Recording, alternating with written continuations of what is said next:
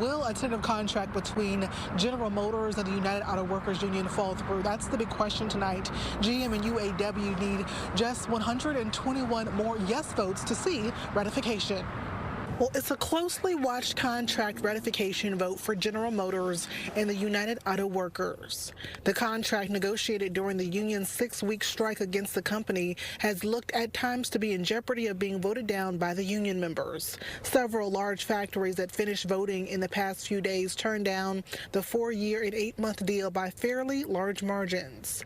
Mike Martinez, who writes for Automotive News and has followed the UAW negotiations and ratification plant by plant, says that some workers at GM might not be so pleased with the deal. It could be that GM has a lot more older workers, and those traditional workers that are already making top wages aren't seeing as much of a pay bump as maybe some of the younger temporary workers or new hires. Yet, according to the UAW's vote tracker, more than 60% of the union workers at the GM assembly plant in Arlington who did vote approved the deal. The vote tracker shows about 3,400 of the plant's nearly 5,000 workers took part in the vote.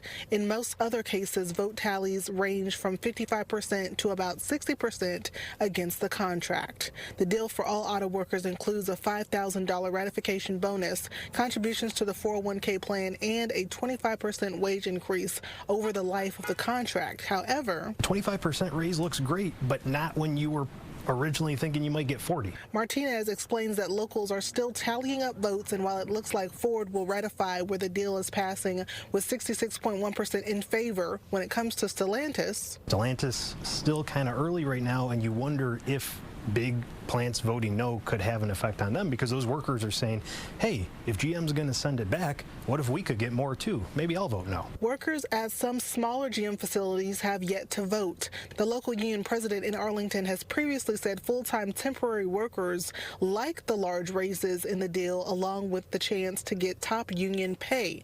However, he says many longtime workers didn't think the immediate 11% pay raises were enough to make up for financial problems during the Great Recession in 2008. That's when the union agreed to accept lower pay for new hires and gave up cost of living adjustments and general annual pay raises.